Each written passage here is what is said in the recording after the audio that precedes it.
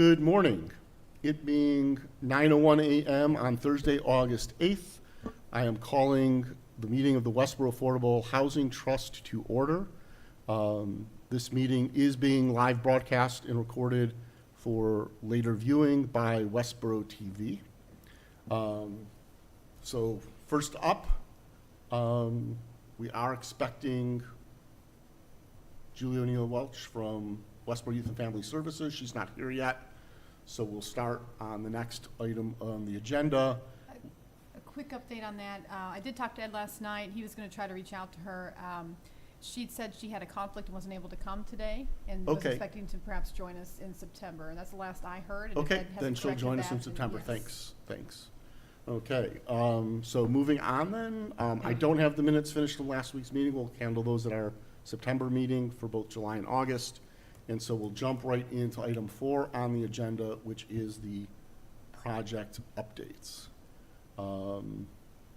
So I can start with the RAP program, which is our Westborough Rental Assistance Program. The contract has been signed and countersigned. So the next step is for the working group to schedule a meeting with Metro West Collaborative Development to map out an implementation plan. And so we can start getting the word out sooner rather than later. So Kate and I are on the implementation plan. We were going to invite Julia O'Neill Welch from Westborough Youth and Family Services to join that team as well. Mm-hmm. Kate, can you reach out to Julia? Yep. Okay. And time commitment, if there's another trustee who wants to step onto the working group, I can step off of this one. I can if you want, yeah. Okay. I think it'll be good experience. Yeah. And exposure too. And Yeah, I'm just looking, as I was looking at the working groups, it's like, oh, my name's on a lot of them. Yeah, I'd be more than happy to step in and help excellent. out on that one. Okay, let me just make a note.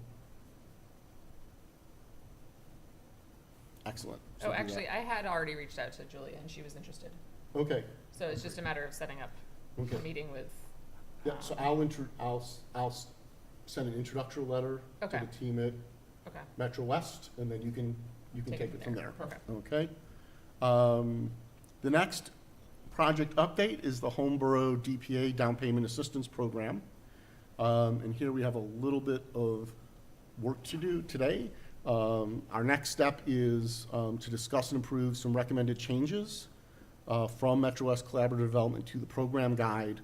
And I included in the packet their comments and my recommended response based on reviewing that and going back to looking at some of the other reference programs that we based it on. If we approve the changes or decide what we want the changes to be, then they'll go ahead and execute the contract, and then we'll set up a meeting to get this one launched and off the ground as well. And so looking at the comments, their first recommendation is that we look at increasing the maximum grant from 25 to 30,000, sort of given the current economics and cost of home ownership and the impact of interest rates, and we can sort of circle back to that. Next was that they asked for confirmation that the employee component of eligibility is for town and school employees, not for anyone who works for a private company. And my feeling is, let's start there, right? And then let's see where the program goes. If demand is lower than we thought, then we can always open it up to others as well. And then they asked us to confirm that the grant may be considered income. I sent a note to council. I'm waiting to hear back. This was more of a may, we're not sure. Mm-hmm. But they're afraid this might scare some people off. Yep. Mm-hmm. Right. Okay, so we want to, if we can pull that out, we'll pull that out. And then there was a typo as far as year of ownership. Yep. And then they recommended some changes to the reimbursement table. Mhm. And this was so that you'd be at, $0 balance on the outstanding loan in the 10th year, as opposed to the 11th, right? It's sort of how the math works. I had it backwards. So the first table there is what their recommendation was, which was increasing the subsidy each year to do it in one fewer years. I simply redid the table starting at the end of year 2 rather than the end of year 3. So that the amount forgiven each year is $3,000 until the last year when it's 4. Okay. Okay. And then they had a question about residency, and they said, what about new households moving into Westborough? We had modeled this after the Boston program initially, which was for people who've lived in Boston for 3 years. Ours is more lenient. It's someone's lived within Westborough within the last 5 years. So we're looking at someone who's lived in town and moved out and is, moving back in, or someone who currently lives here. Again, I'm not adverse to opening up and dropping some of the residency requirement, but I would say let's wait until we see how this pilot year goes before we do that. Yeah, I mean, the whole point of this is to support families who are having a hard time, who currently live in Westborough, or work in Westborough, Right. public municipalities, to be able to purchase a home. And right now it's difficult to do that. And so that's the point. So I think I'm with you in terms of like, let's see how this goes. Yeah, I mean, I don't want to be exclusionary to people who live in Marlborough who want to move to Westborough, or, Framingham who want to move to Westborough. The point is to support families currently in Westborough who don't own to own. Right. So let's start there. Yeah. Okay. And I was gonna say, I definitely agree with the whole pilot idea, right? Like, Yeah. it's a learning process, Yeah. right? So Yeah, let's take the small steps before we take the giant jumps. Yeah. Right, and it's a different program, right? Yeah. Yeah. If it's without the residency restriction, we basically, not basically, you're opening up to anyone who's looking Yeah. Yeah. to move into Westborough. That is a different dynamic. Again, not that we don't want to support that, Yeah. but financially, and the level of funding commitment we have to the program, what we wouldn't want to do is launch a program and in 8 weeks be out of money. Right. Exactly. Yeah. Right. And so we'll sort of balance the program, and then again, 6 months from now, 9 months, as we have experience with it, we see where it's going, we can always modify the program. And it's always easier to add to a program than it is to take away. Right. And so I'd head in that direction. They recommended some wording changes about household income. We had a specific reference into the tax form, and their feedback was just that household income includes the income received by all household members, which we still had. And so I did some editing to sort of to clarify that paragraph. So it's going to say calculating your household income, and it says your household income includes income received by all household members who are 18 years old or older, which is taxable under the IRS guidelines. Not making specific reference to a line on 1040.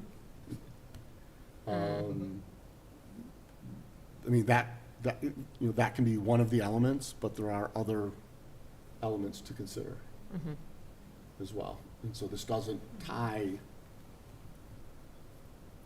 it doesn't tie our hands as much in evaluating the household income. Okay. Okay.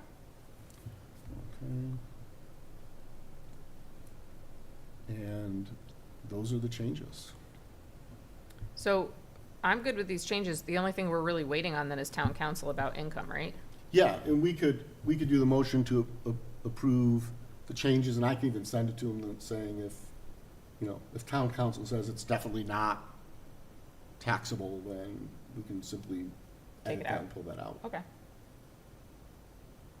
So I move to accept the changes. Second? Excellent, that's good. Okay. Okay, moved and seconded. Any other comments? All in favor? Excellent. Thank you for doing this work, Alan. I will Yes. get this out to them today, so we can move forward on it. Okay. The next part of the update is the housing production plan. Yep, so I forwarded on to everybody, I don't know, maybe a week and a half ago. It's the latest final review. Yep. Just looking for any more feedback on it. I believe the hope is this will be the final round of edits. I know Jenny had come back with a couple of edits that she immediately saw. So just some feedback on it. I'm thinking maybe we do like we did last time, we sort of pick a day that folks get back to me by. That way we could at least close the loop with them. I know I had chatted a little bit with Ed about, because I know there had been some talk about whether or not they were going to present to us. I talked to Jenny about that a little bit. She didn't think it was in the contract. She was going to go back and check. Okay. But she was willing to present if we needed Okay. something like that, which, That would you be know, good. she's been involved a lot, so it's Yeah. sort of the same flavor.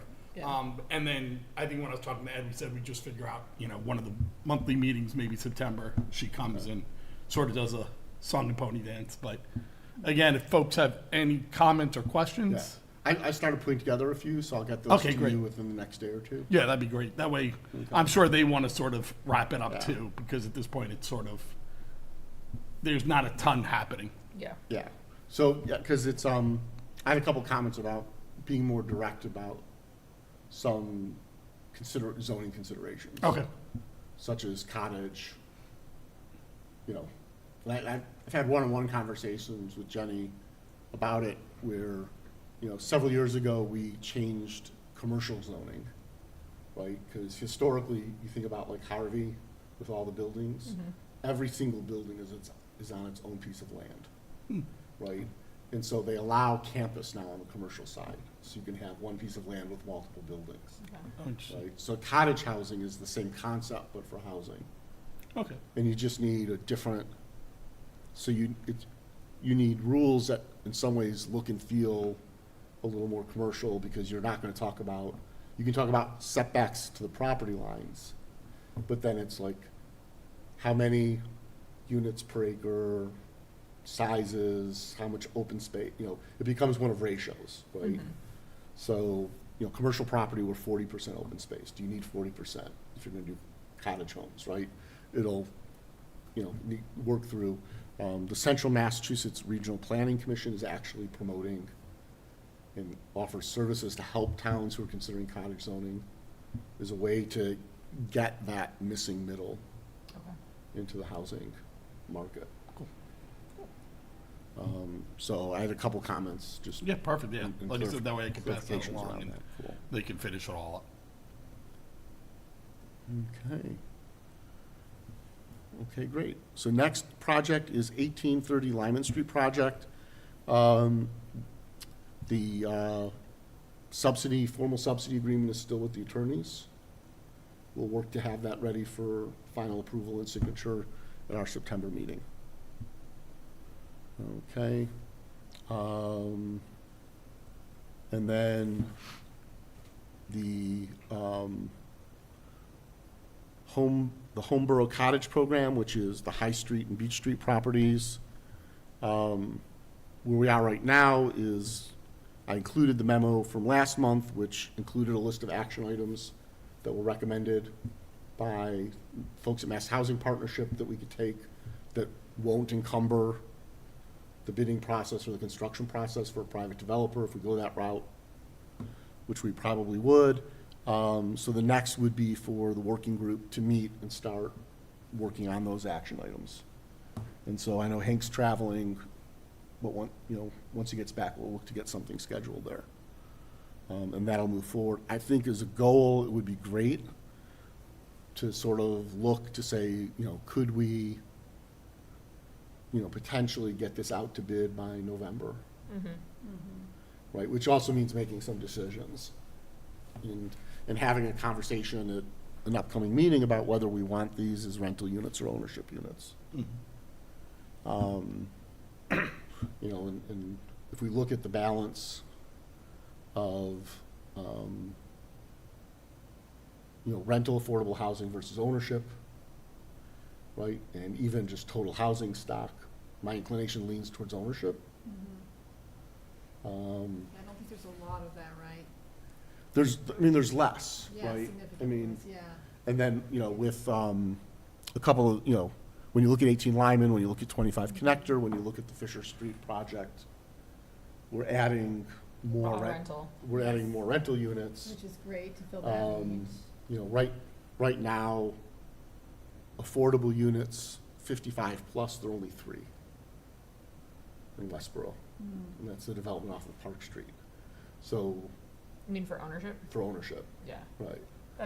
yeah, we need to get more ownership. So, you know, I think maybe we look at heading in that direction, but then doing the groundwork so we have the information and we can put the project out to bid. And do we have a sense on if developers would have a strong preference? They might prefer just to build, transfer, and move on, as opposed to sort of having some obligation to Yeah, I mean, to it's- operate and check. It's different developers, Yes, right?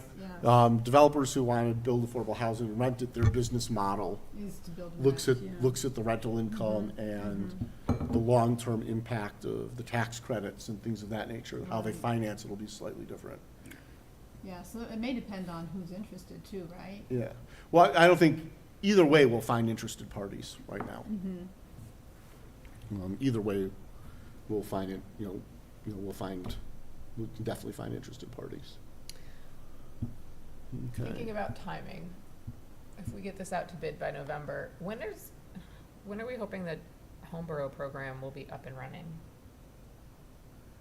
If the contract gets signed in the, you know, within the next week, we could have it hopefully up and running within 30 to 45 days. Well, these units wouldn't be available for people to move into or to even try to purchase for a while. So- Correct. So, So the program would be there for them down the road. down the road, Yeah. after the pilot's done, probably. Oh, Possibly. right. Yeah, So it'd probably be 2 or 3 realistically, most years, likely, right? right. to Well, I actually mean, but, construct? so the thing is, Yeah. the work we're doing is all about easing the permitting process and getting Yeah. all the boards and committees on board for the project. And so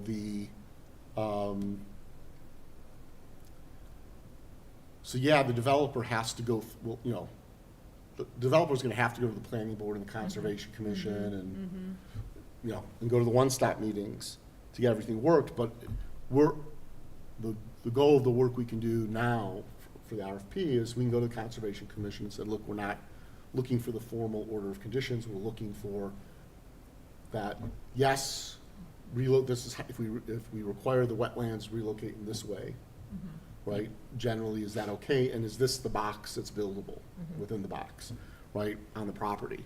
If you get everyone to agree to that, then when the developer comes forward, they go back and say, okay, look, here are our final plans, we're inside the box you defined. Yeah. This is what we're doing for the wetlands, which you indicate is what we had to do. Then they check off all the details, Yep. right, with it, and you get the order of conditions and they can move forward. And, you know, same thing with the planning board and, you know, and even the ZBA with zoning variances, right? There's everyone goes, with the agreement that they want the project to happen the way it's being laid out. Yep. And the developer now shows up and they have the final engineering documents and the Yep. final plans. But having sort of those approvals in place as part of the RFP really gives the developers a clear view of, you know, where there might be any further issues and where there aren't. Right. And that makes for a less risky bid, which lowers the cost significantly. Would we be able to figure out if they would need to install septic and all of that, or would that be? That's something part that- of the discussion. that's So part part of the we can working do, at group least will be, initially, if we you know, can figure part out. of the working Yeah. group, and now that the sewer analysis has been done, I don't know if anyone watched Chris Pan's presentation to the select board from a couple meetings ago. I'll say, if you watched it, you know, basically some interesting things We know we know how much flow is happening, actual flow is happening on average each day, how many millions of gallons. And we know how much is subscribed. And we also know the numbers that those subscriptions are based on. So for example, one of the things Director Pant mentioned is that realistically, we're allocating based on 110 gallons per bedroom isn't accurate. That actual use is significantly less than that. And so he says one thing that needs to be considered, and there'll be working groups established to go through and update the policies, would say, okay, for, 110 makes sense for septic system, but for connected sewerage, 45 gallons per bedroom might be a better number. Whoa. So if you change that, if you change the 110 to 45, then we're not nearly as oversubscribed to capacity, right? And it then, because what you're really talking about is, it's risk management, right? Right now, we're subscribed well over 4 million gallons per day, but our permit is 2.89, and we're using, or 2.69, and we're using 2.57 on average, right? So you're subscribed here, your permit's here, your actual usage is here. You want the level of subscription can be more, you can be oversubscribed to what the permit allows, but you want to do that at a level where you're pretty sure you're never going to go over the permitted value. And then you can start moving things around, right? And so that's all going to work out over the next year or so, or hopefully less than that, because the moratorium ends next summer. And I think Director Payne would love to have this all resolved by then and not have to extend the moratorium. But part of the conversation for the working group with the DPW is, there are, in the moratorium policies, there's certain items that allow for exemptions or exceptions, and can that apply to, the HB Cottage projects in those two sites? It's worth a discussion, because if we could assure a developer that this isn't gonna be a problem for them. I Right, don't know how much right. it costs to install a septic, but I understand it's not cheap. It's It's- significant additional expense for. It's not, and projects, it also depends on capacity. Now, Sure. septic is 110 gallons per bedroom, so, and there is the state has a 2,000 gallon per day limit for a passive septic system, which is what you normally install in a home. Above 2,000 gallons a day, you actually need pretreatment and pumps, and there's an actual operating cost beyond occasionally having it pumped out. And it uses electricity and stuff like that. That gets very, very expensive. Yeah. But knowing what we could do for potentially town sewer on the two projects, even if a septic is needed, At right? least we know. But we're looking at High Street, we're looking at 8 bedrooms, right? So if 4 bedrooms can go on town and Oh, I 4 see need what to be you're saying, yeah, septic, yes. then the size of the septic system is no different manageable, than yeah. a single-family home, Yeah. right?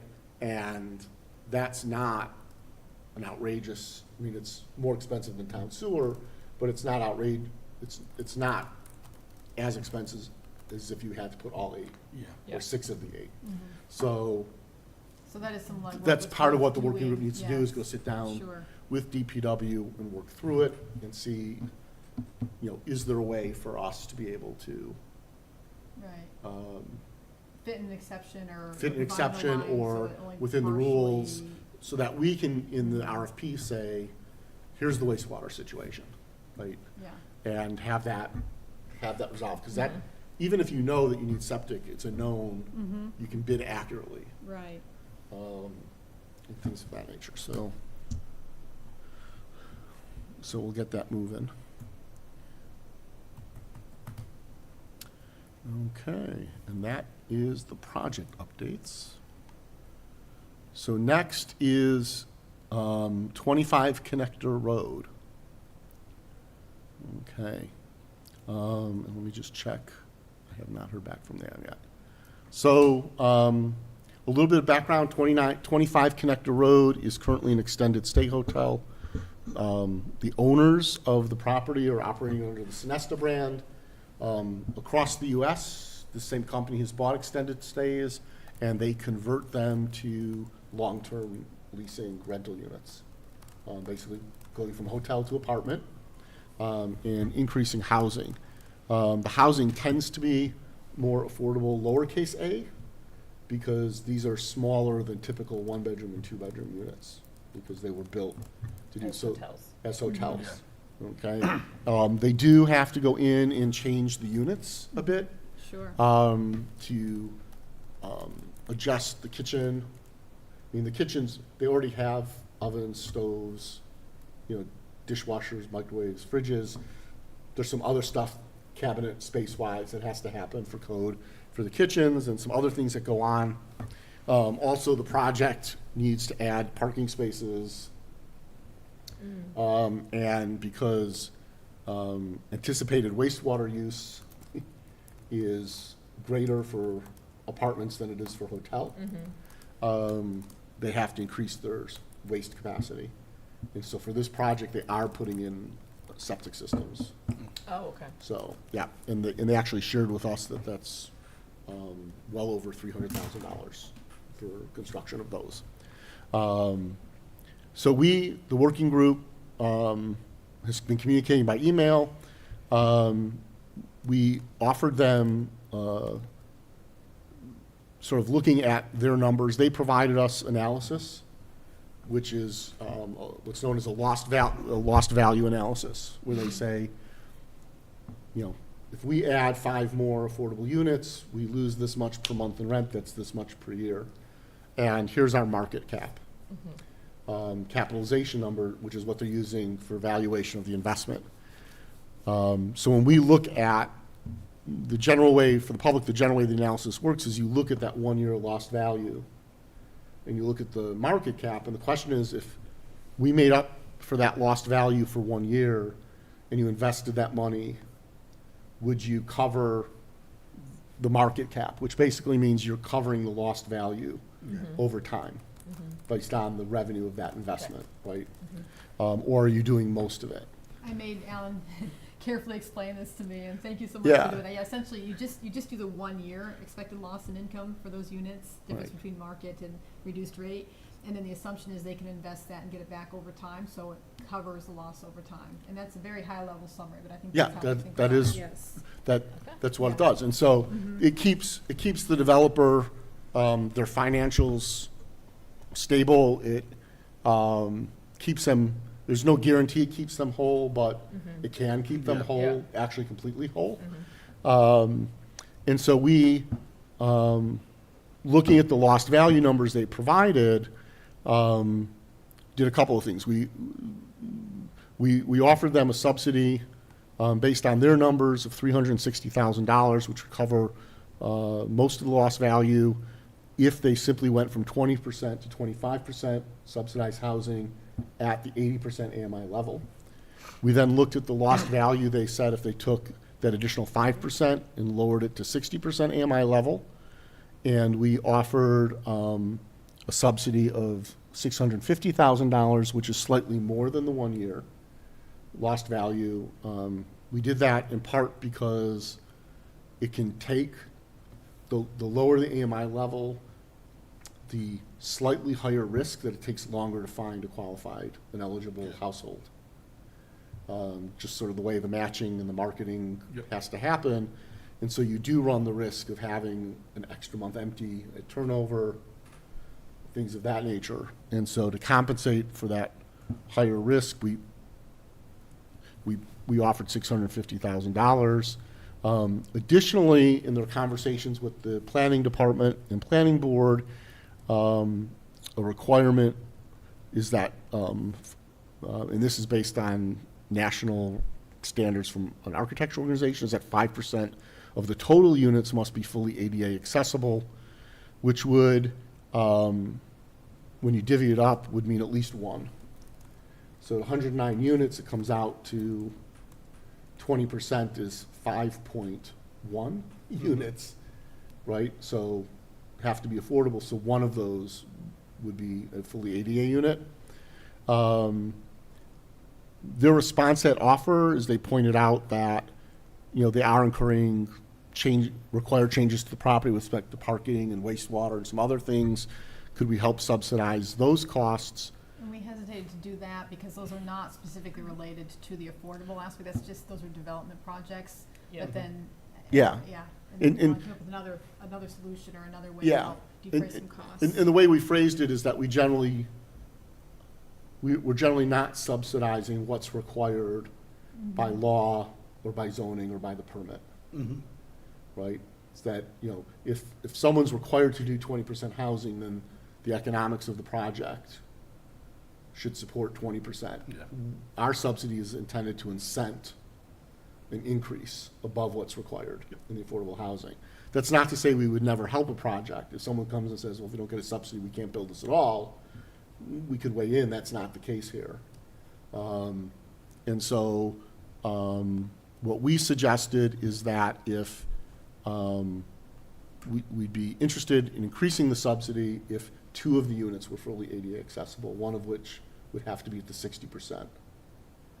So if they had a 1-bedroom at 80%, that's fully ADA, and a 2-bedroom at 60%, which allows for a caregiver, et cetera, that even though we're not increasing the total number of ADA units, there's no increased construction costs, we would increase the subsidy because, again, the narrower the population you're supporting, the higher risk that you could have an empty unit and additional lost revenue.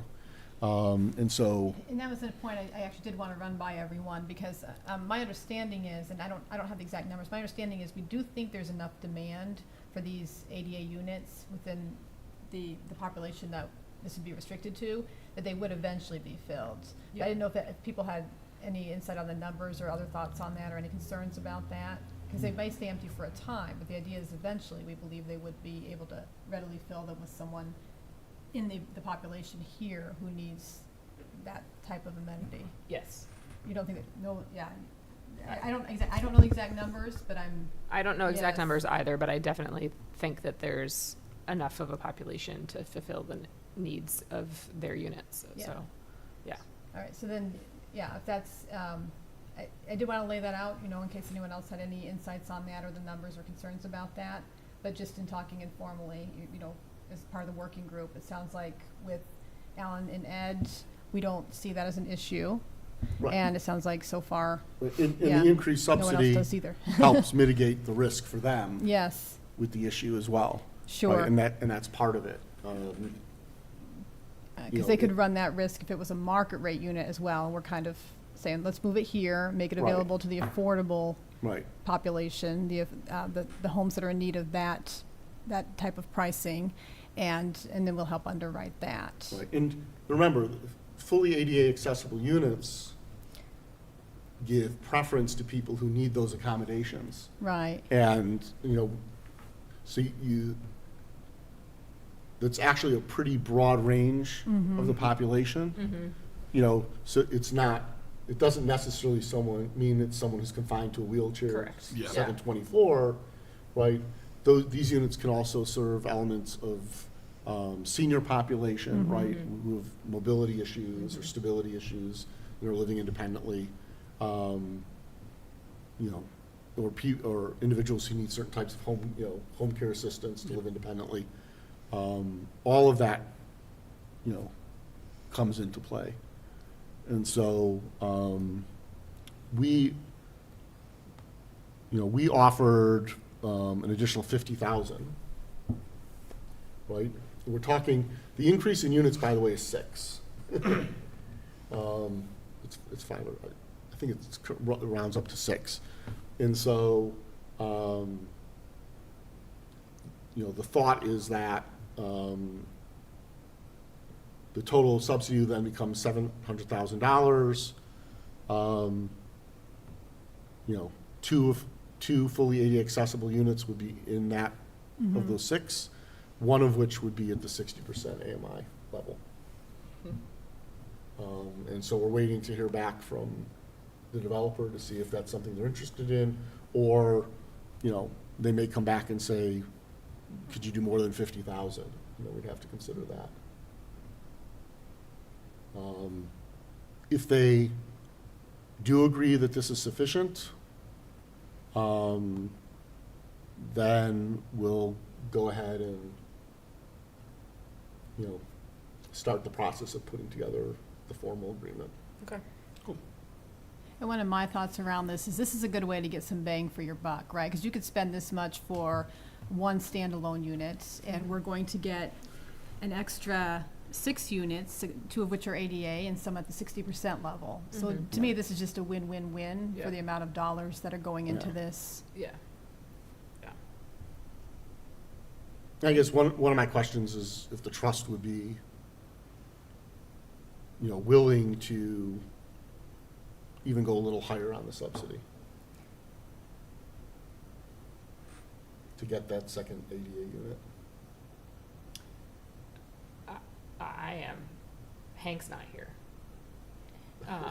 But I would be willing to go higher. Yeah, so, and hopefully they'll come back to us and say, well, that's not, if that's not enough, Right. hopefully they'll come back and say that and explain what the additional amount needs to be. And if it's reasonable, right, then I Okay. think I certainly would support that. Yeah, I'd say I'm in the same boat where, like, obviously, my initial thought is, yeah, of course. Yes. But I'd also want some real, reason as Yeah. opposed to we just want more money. Correct. Right. Yes. Okay, Yes. Yeah. Yes. okay. Sounds good. Okay, then at this point, we don't need to do a motion or vote, we'll just continue. So I was hoping that they were gonna have something to me like first thing this morning or late yesterday that I could say they agree, or here's what the counter is, and we could have wrapped it up that way. Okay. So then moving on, Ed is not here, so we will pass over discussing the trust finances. He's still pulling together some information to get final statements going. And so the number 7 on the agenda, which was a late addition, is a fall town meeting warrant article. Just as a reminder, Pulte, the Del Webb, Lake Chauncey or Chauncey Lake development is part of their special permit. So this isn't the ZBA decision, this is the special permit itself.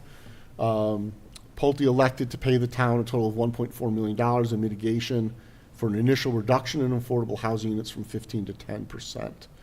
$400,000 was due upon the 3rd anniversary of the permit, and $200,000 is due annually for subsequent 5 years to get to that 1.4 million.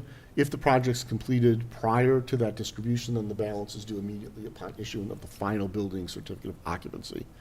So at annual town meeting in 2023, the town voted to transfer the first 2 payments totaling $600,000 plus some interest earned to the trust. As time has passed, additional funds are available for transfer. Looking at a little more detail at this, the 2023 payment is in the mitigation fund and can be transferred. The 2024 payment is due September 14th, which is before fall town meeting. And so there would be a warrant article. We'd fill in the exact number as part of the motion because it would include making sure we've received that 2024 payment on time, as well as any interest accrued in the account on the money up through September 30th of 2024. And so it's a formality, but would love a motion to formally request that the article be on. So this will replenish our cash reserves as we've made some financial commitments. It'll give us flexibility to continue with additional programs and projects. I move to authorize Mr. Edinburgh to submit the proposed warrant article to the town manager's office for inclusion on the 2024 special fall town meeting warrant, with the monetary amount to be updated to reflect the current balance of the available funds. Second? Okay. Cool. Any other questions? Looks good. Yeah. Okay. All in favor? No one opposed? Unanimous? Excellent. Passes 4-0 with 4 being present. Okay. And then Ed was going to talk about backyard ADUs. Ed is not here, so we'll push that off to a future meeting. That's not time critical. He was going to share information from some developers who specialize it. He did that last time. He did it last time, but he wanted to have more conversation about it. Oh, I'm okay. not sure exactly what. Okay. So I'll check with him to see if it ends up on the next agenda. And then are there any other potential projects or ideas out there? This is number 9 on the agenda. So, I received an email about, okay, now I have to look it up.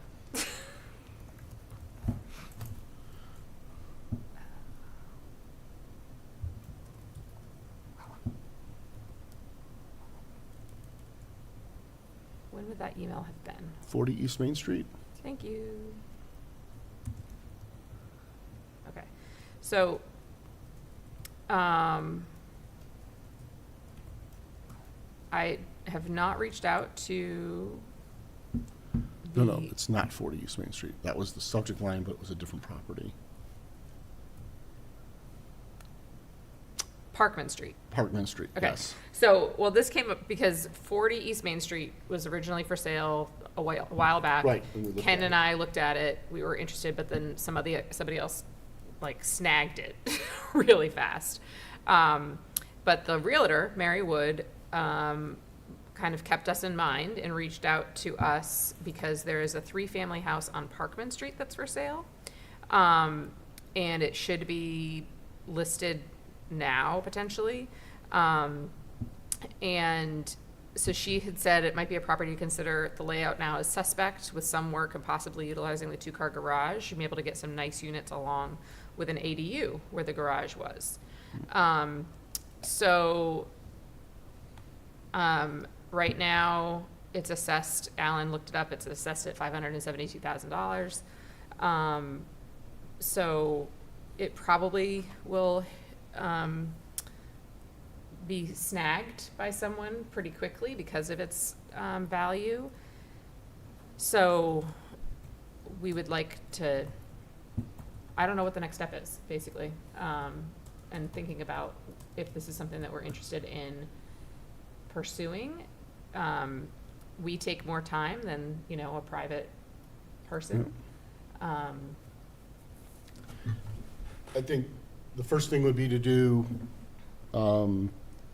a walk through the property and see, talk to the realtor about her comments or any concerns about it being a 3-family,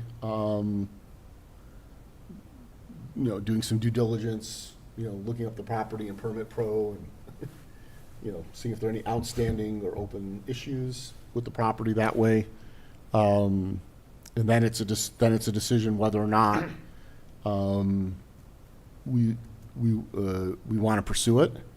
And then if we do, having the real estate agent talk with the client, right? So the real estate sites put the estimated sale value at significantly higher than the current assessed value. That's not surprising given what we've seen with assessments. I'm not sure, if this property were to, be drawing offers in the, 750 to 850 range, if it becomes as viable for us. But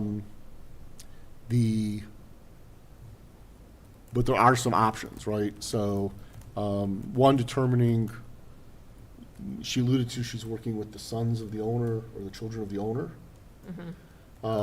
So the question is was this property transferred to them through probate, as part of an estate transfer, or is the original owner still alive? That's relevant because when property transfers as part of an estate, the basis value goes to the value of the property at the time of transfer, right? So there's no capital gain or tax issue for the recipients of the property. Any difference between fair market value and what we would pay if we paid closer to assessed value can be tax deductible as a donation to the trust. And so they're, again, depending on where the family is and how and why this is being sold, there could be some tax advantages for them selling to the trust as opposed to a private party. sort of all has to fit within their, big picture, right? So I think it's worth having a conversation with the real estate agent, or with the sellers, with the real estate, the representative in the room or on the phone that says, hey, we might have an interest in the property, just know that selling to a government entity is a little different. It's, there's some different components to it. We'd have to go through the registry again, with the 30-day waiting period and all that fun stuff. But that if they want to know that the property is going to be put to good use and for good work and for helping people, and if there's a potential for them to have some, have this financially work out for them well, including potentially some tax benefits, then we should have the conversation. If they're looking, hey, we just want to sell this quickly for as much money as possible and get out, then I'm not sure we can move fast enough on this one. Mhm. Yeah. So, Is that Christy? no, I was just speaking, poking her Yeah. head. I didn't know if she was supposed to join us or something. no. So do you want to, Yeah, I'll give Mary a call. Yeah. And talk to her. okay, So I'm headed out on vacation on Saturday, so I can't see it after tomorrow. Assuming that she wants to move quickly. So I don't know if somebody else wants to, and I haven't heard from Ken, but I can talk to Ken too. I can call Ken and be like, Okay. hey, maybe go see this. anyone else around? I'm around. Okay, Yeah. Okay. cool. So give Steve a call and Yep. check it out. Cool. Excellent. My screensaver keeps clicking on. Okay. Excellent. So those are potential projects. And then any issues and correspondence? I'll just give a quick update on the Community Preservation Committee. Obviously, I'm the trust representative on that organization, and we've been working on drafting our plan and even an application, a two-part application process. So the first part is sort of so people can basically verify that they do meet the requirements of the CPA before they provide all the extensive information that the committee needs to assess the project. And then once projects are submitted, it's sort of a two-part process there. The committee would choose which ones they believe are best suited for the funds, and then they sort of have to propose those at town meeting and get approval. So it is a bit of a process on that side. And what I've specifically been looking into, of course, actually, two things I want to say. For the plan itself, I'm developing the goals and criteria that will apply for the housing portion, and I might loop in a couple of you if you're willing to take a look at those. I was looking at some in other towns, and some of them I think are almost designed to limit which projects get supported, and so I'm trying to focus more on the ones that are more broad-based and align with what I believe are the goals of the town generally, and of course of the trust. So I might get some thoughts on those. And then the other thing I've been looking into specifically is, I know there was a question about, what can we do to access those funds, since we already have this fantastic trust that has funds, has these projects, has the expertise to administer these types of projects.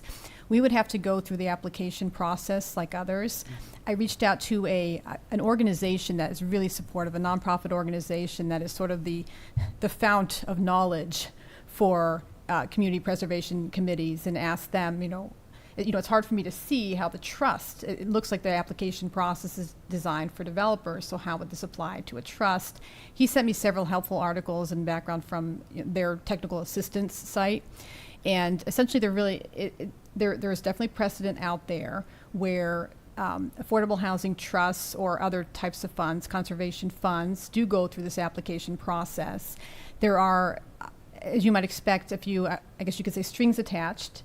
So we could go through the process. We'd probably enter a grant agreement, agree to give the CPC updates every 6 months or so.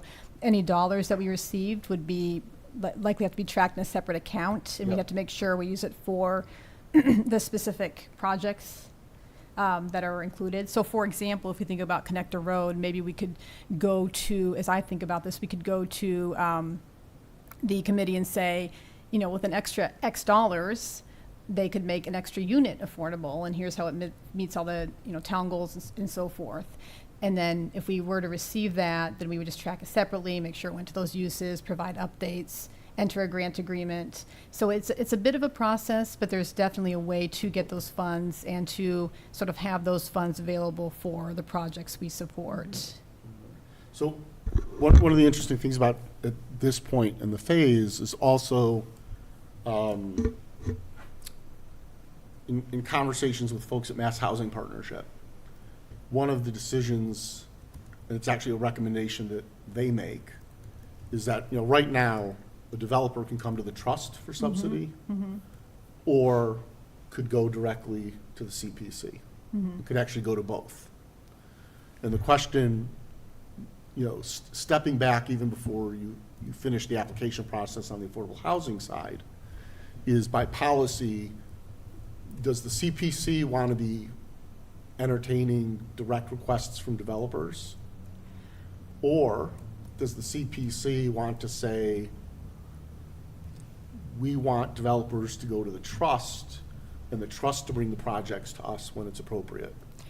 And so the CPC can say, as a matter of policy, we don't work directly with end developers, that we will work with, you know, other government entities, so they could take a request from the housing authority or from the trust and evaluate the project and allocate the funds, so that there aren't multiple sources of affordable housing funds and multiple processes that that developers are saying, well, do we go to the CPC or do we go to the trust? The CPC process takes longer because you're waiting for the town meeting cycle to happen. Yeah, but even for us, that would be true, right? Because if we do the application for a project, we still have to wait for the town meeting Right, approval, right. right? So, and I had thought that was perhaps a no-brainer, right? That if there's a way for the committee to provide the funds to us, and, you know, we provide the updates, we enter a grant agreement, we agree to comply with the requirements. I had thought that was a no-brainer, but in talking with another member of the committee, I'm not sure that it is. So I can't speak for the committee. From my perspective, that makes complete sense. Yeah. Because So- we can do more with the funds together and the What trust I've heard than from either MHP is do they see it as separately. a best practice. Yes. For, at the community level, to have one place for developers to go to for affordable housing funding and assistance. I And don't that- disagree. And that the trust Yes. would see the CPC as a source of funds. It also allows you to ensure that you don't have to worry about the CPC and the trust having, you know, the expertise in affordable housing. It also means you only need one organization with the infrastructure to manage the Exactly. CPC financing, the Yeah. spending and the tracking and the reporting that's required by state law. I had thought it would be a no-brainer, but again, in talking with another Yeah. member, there might be I can some understand why desire to people are have both hesitant. available. Right. So what I was thinking, you know, since I'm drafting the goals and criteria, I was thinking about at least putting it out there for discussion for the committee. Again, I can't speak for the committee at this point because they haven't discussed this issue yet. But I was thinking about putting it in there that they will give preference to projects that are proposed by or supported by the trust. So there's almost an explicit requirement that organizations are expected to work with us. Okay. So I can put that out there and see if people are willing to put that in there. I have not seen that in other plans, but given the strength of the trust organization we have that other communities might not have, to me, it sort of makes sense to lean in that direction if the rest of the committee is amenable to that. Can I introduce you to some of the folks at MHP? So you can Sure. have the conversation with them. Yeah, I and don't get- disagree, and I thought Get it their was guidance and a templates, no-brainer, but, because, yeah, It- yeah, yeah. yeah, We- no, I. We just consolidated the Housing Partnership Committee to Yeah. avoid the duplicity. Well, and the other thing is, there aren't a ton of funds right now, right? We started collecting for fiscal year 2024, so probably something under $400,000. At least 10% of that should go towards the community housing requirements. So we're talking maybe $40,000 plus so far. So it's not a ton of money, but still, if it makes a difference and gets one more unit from 80% to 60% or something, I certainly think it's worth us, you know, going through whatever those steps are. And again, to your point, hopefully, hopefully there's some general agreement that these projects, by and large, could be well administered through the Yeah. trust. Right. Because the Yeah. CPC money has to go to a specific project or program Mm-hmm. with very specific defined Right. measurable results. And so I believe they can give money to say, we're gonna give you money so that you can do they could, for example, say, we're gonna give you money to do buy downs, like we had to do for Lawton's Way. Yeah, I think, yes, I believe that would be Even if we don't, acceptable. even if we don't Yes. have a specific project yet, but we know one is coming, right? Mm-hmm. Because the CPC can bank the funds and the trust can bank the funds as well. But ultimately, It's- they have to be used for those particular For, purposes. for the So we- specific yeah. purpose, or you give the money back, right? That's it, yeah. Yeah. So we'd probably enter a grant agreement saying within 2 years or whatever, we expect it to be Right. used for this purpose, and if not, we'll return it, or something like Yeah. that. Yes. Okay. Yeah, so there's definitely a way, it's, some extra steps, but I think it's worth going through those steps to have these extra dollars available for, obviously for, frankly, what's required on the CPA and also for our mission, yes. So, just thinking about this property at 15 Parkman Street and what you just said, like, could you, and town meeting's coming up, I mean, so I'm just thinking about, like, Yeah. could we apply for a grant for buy downs? So that, like, when properties come available that we want to purchase, but like, and we want to make the process faster, I don't know, I'm just thinking out loud Well, here. another thought on this too is we haven't actually developed the application process, and as you can Oh, expect, okay. there's gonna be a lengthy timeline once that's in Yeah. place. So people will fill out the initial application, which basically is just a way of verifying that they meet the basic requirements. And then they'll provide the more extensive one, and then the committee sits down and goes through it and decides which ones to bring forward at town meeting, which will probably be maybe fall next year. Yeah. So there is some lead time, and there's time Right. for us to sort of wrap our arms around this. And, as I said, quite frankly, to try to put in place the goals or criteria that make sense for Westborough with the trust setup that we have. Right. So an interesting statistic about, WBUR did a report not too long ago about CPA and CPC funding, and that, some communities never honor the 10% minimum commitment.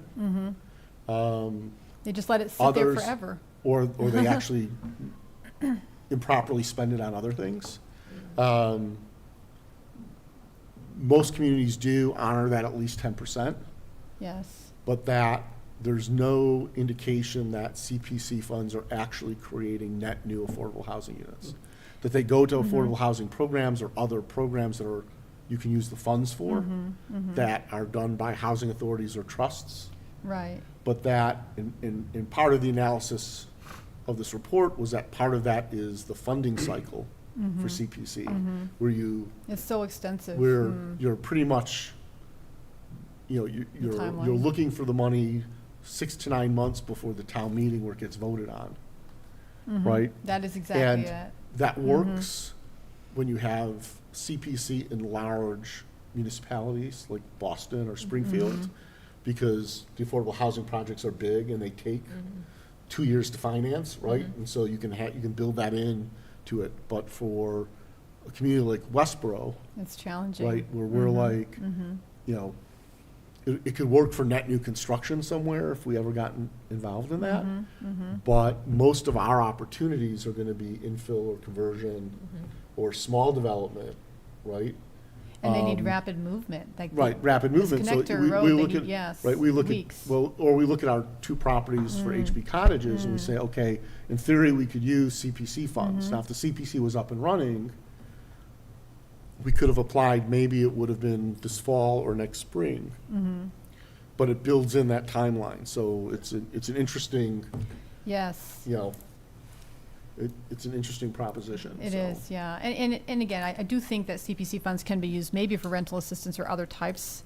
I'd have to go back through and see what the examples are in the exact language. So yeah, to your point, they're not necessarily always used for new housing, but with working with the trust, that's definitely, we could actually show that these dollars went to, again, maybe this 60% AMI unit or whatever it is. Yes.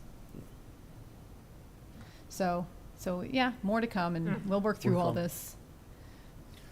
A lot to learn. As with all, like my son said, affordable housing, it's simple, right? That's why you want to get involved. If it were easy, anyone could do Okay. it. That's why we do this. Yeah. Excellent. Any other issues in correspondence Related to the trust? related to the trust? We can adjourn and talk about other fun stuff. I actually have one. So we received a couple of complaints about 3 Baylor Avenue and that MCO was not maintaining the front yard. They did have the front yard cut, so it's sort of presentable now, and not as much of an eyesore to the community, and I apologize that that is happening. The abandoned car is still there, which Ed and I agree is totally unacceptable. As well as, and we then took a look, the land development agreement gives the developer 6 months from the date of filing of the deed to obtain a building permit. So that date is September 17th. And we are now in early August. Did a quick check, no indication that he's applied for the building permit yet. And I'm not sure it needs to go before the planning board as an A&R, or if it's within existing conditions and variances, and,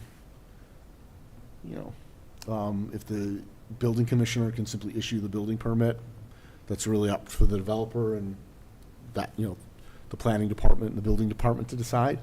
And I don't know if the demolition permits are online. So I'm not seeing one in Permit Pro. So Ed is reaching out to MCO today by phone. We're going to follow up with an email reminding them that September 17th is the date by which he needs a building permit to remain in compliance. As a refresher, if he's not in compliance, we can give him 60 days notice that if he doesn't come into compliance, that we take the property back and start, we put Fresh. out to bid, start fresh, going out to bid again. Okay. So given the time of year we're at, I expect this will be an agenda item on our September meeting. Right. So And where hopefully we, there's, good discussions and. yeah, so I don't, Yeah. he sent over, he's got architectural plans and engineering drawings for the property. We're not sure why he hasn't started the permitting process yet, but we'll, at the very least, we'll have an update. And then if it doesn't look like he's gonna get the permit in time, then we'll have that discussion at the September meeting. But just wanna give people a heads up. Yeah. And also let the community feel it's watching, that we're keeping an eye on this, and we don't Right. want this, one of the criteria that he scored highly on in the original RFP was the ability to move quickly, right? Yeah. And we're not seeing that happen, Right. which is distressing. It was unfortunate that, with his lender, there was in my view, too much back and forth regarding, the residue and potential residue that doesn't exist from the oil spill from 15 years ago, right? But I understand they're concerned about that. So, okay, you gotta do what you gotta do. But, once But that's the been deed was resolved. transferred, that's Right. been resolved. He has the deed, time's ticking, we were expecting him to hit the ground running. We've missed construction season, right? Right. That's, And that's so tough. now we'd be looking, permit by September. I would want to see demolition happen this fall with a plan for, if you can get the house up and exterior sealed before winter sets in, great. If not, it's gotta be a spring thing, but we wanna get this house on the market. Yes, absolutely. And And so- hopefully it'll be, hopefully there's a good explanation, there's some good conversations back and forth. Because obviously that's preferable to having to do Oh, here's the legal absolutely. notice. Yeah. Here's the second legal notice, okay, you're done, Yeah. we would, so obviously if there's a reasonable explanation, we want to work with him. And hopefully there is one, given his reputation for speedy work and so forth. So, we'll see. Okay. Cool. Anything else? I will entertain a motion to adjourn. Second. You need the motion I need first. the motion first. Oh, I I'm sorry. motion to adjourn. Yeah, I'll second hers. Excellent. Any discussions or objections? Nope, all in favor? Motion passes 4-0. Thank you, Westborough TV. Thank you.